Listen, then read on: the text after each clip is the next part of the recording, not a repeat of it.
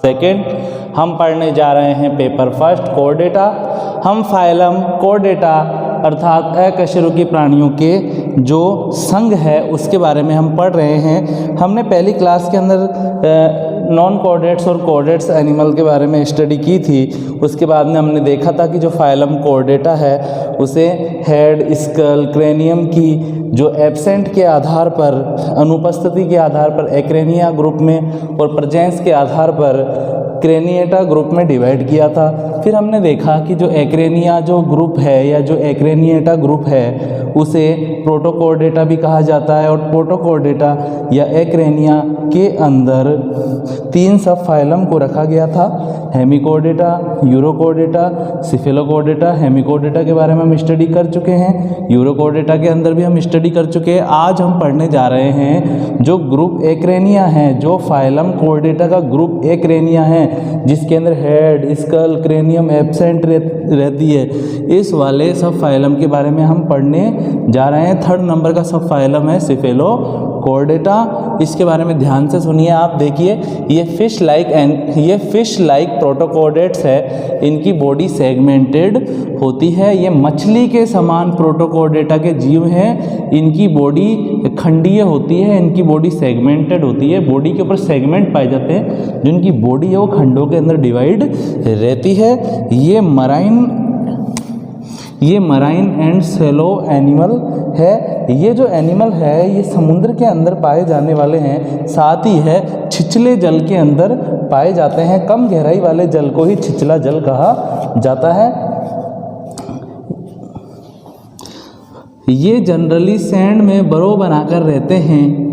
ये है रेत के अंदर बिल बनाकर रहना पसंद करते हैं। ये केवल नाइट में बाहर निकलते हैं, ये केवल रात को ही निकलते हैं और पानी में तैरकर अपना भोजन वगैरह ये ग्रहण करते हैं, अपना शिकार वगैरह ये करते हैं। एक्सोस्केलेटन एब्सेंट रहता है, बाह्य कंकाल इनके अंदर नहीं पाया जाता। ये मुलायम एनिमल्स है, बिल्कुल सॉफ्ट एनिमल है। पेयर्ड अपेंडेजेस एब्सेंट होते हैं इनके अंदर। युग्मित उपांग जो होते हैं वो भी इनके अंदर अनुपस्थित रहते हैं। यहाँ पर जो पेयर्ड अपेंडेजेस है वो भी इसके अंदर एब्सेंट रहते हैं, युग्मित उपांग इनके अंदर नहीं पाए जाते हैं। ये भी सरल प्रकार का कोर्डेट्स एनिमल है, बिल्कुल सिंपली कोर्डेट एनिमल है। ये सिलियरी फीडर्स होते हैं। भोजन के रूप में डायटम्स, डेस्मेट्स, माइक्रो ऑर्गेनिज्म को ये खाते हैं। सिलियरी फीडर्स का मतलब होता है कि ये पक्षमाभी, अपन बोल सकते हैं कि ये पक्षमाभी पोषक होते हैं, पक्षमाभी पोषक होते हैं। जिस प्रकार हम हमारे हाथों का उपयोग करके जो हमारा भोजन है उसको निवालों के रूप में हमारे माउथ के द्वारा ग्रहण करते हैं, उसी प्रकार इनमें हाथों का काम कौन करते हैं?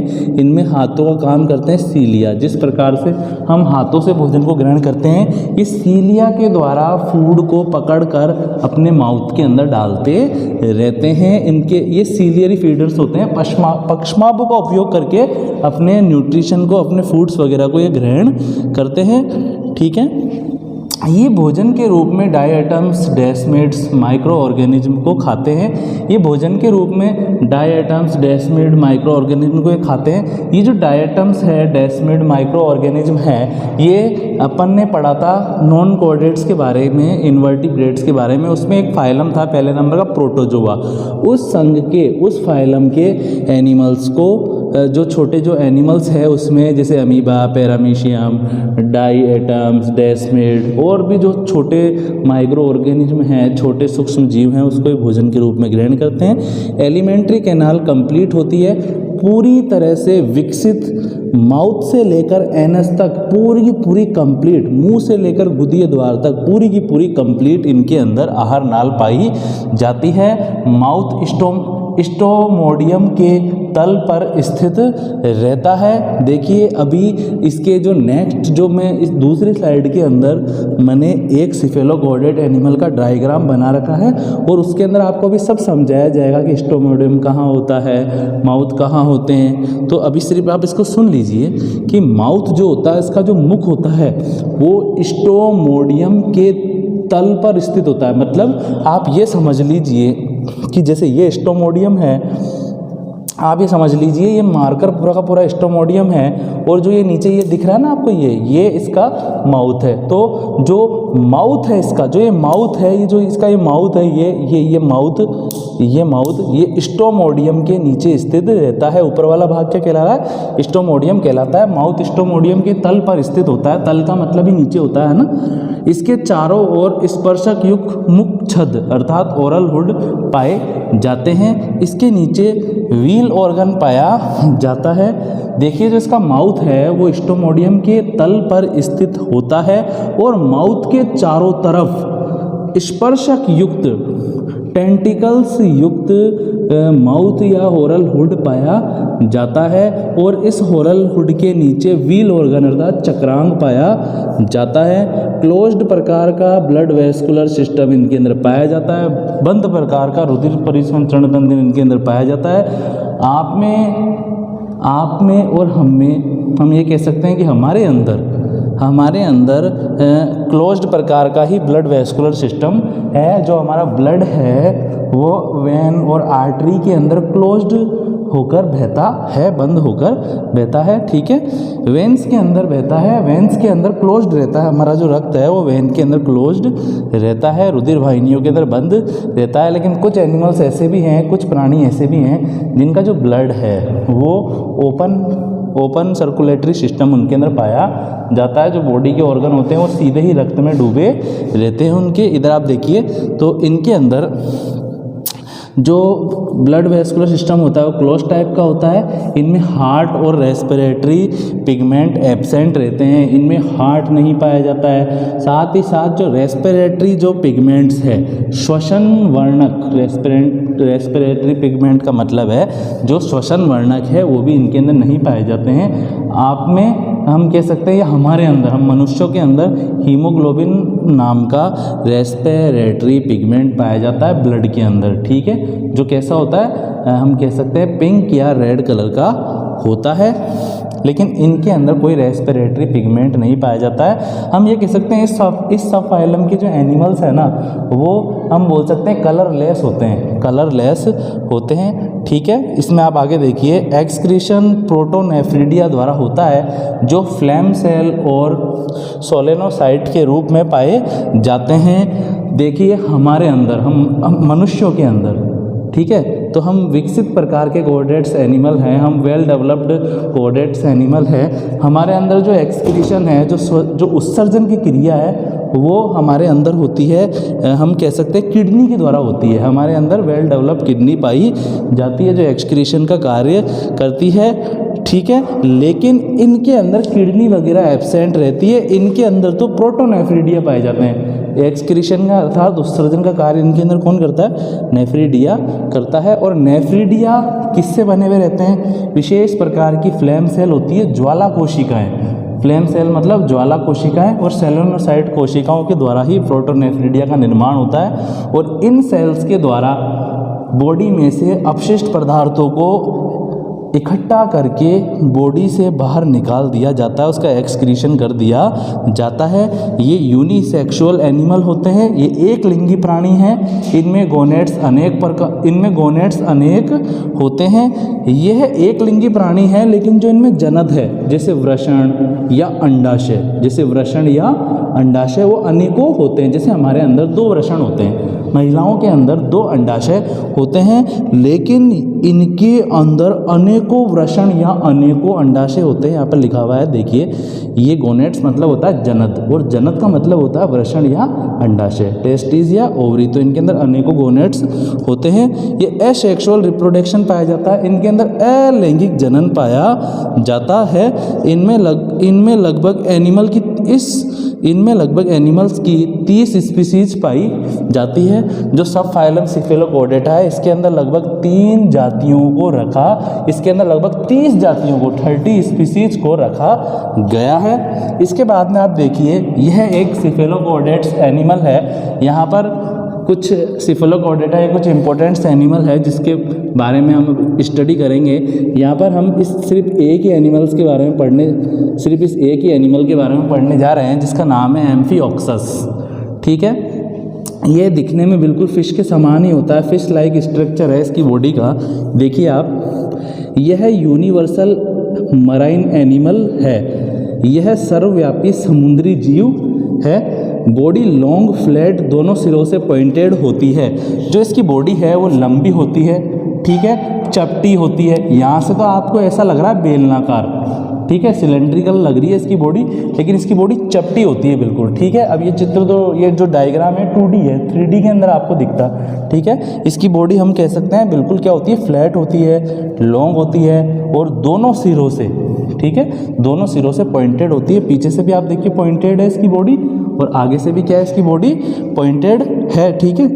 और जो इसकी बॉडी का जो अग्र सिरा है वहाँ पर माउथ पाया जाता है और जो पश्च सिरा है वहाँ पर टेल पाई जाती है। इधर आप आगे देखिए इसके अंदर डोर्सल फिन, वेंट्रल फिन और कुडल फिन पाए जाते हैं। इस एनिमल के अंदर आपको ऊपर की तरफ, इसकी बॉडी के ऊपर की तरफ पृष्ठ भाग में आपको डोर्सल फिन मिलेगा, ठीक है, अर्थात पृष्ठ पंख मिलेगा। पृष्ठीय भाग के अंदर पृष्ठ पंख पाए जाते हैं। और जो नीचे की तरफ है वेंट्रल फिन मिलेगा इसकी बॉडी के अंदर, जिसे अधर पंख कहते हैं। तो इसकी बॉडी के ऊपर की तरफ कौन सा पंख है, पृष्ठ पंख, नीचे की तरफ कौन सा पंख है, अधर पंख, ठीक है। अब आप इसके अंदर ध्यानपूर्वक देखिए, पीछे वाला भाग जो है ये टेल का कार्य कर रहा है, टेल है इसमें, और टेल के ऊपर, पुच्छ के ऊपर पुच्छीय पंख पाए जाते हैं। बॉडी के पृष्ठ सिरे पर पाए जाने वाले, पृष्ठ सतह पर पाए जाने वाले फिन को डोर्सल फिन कह रहे हैं। अधर सतह पर पाए जाने वाले फिन को क्या बोल रहे हैं, वेंट्रल फिन बोल रहे हैं। पूंछ पर पाए जाने वाले फिन को क्या बोल रहे हैं, कुडल फिन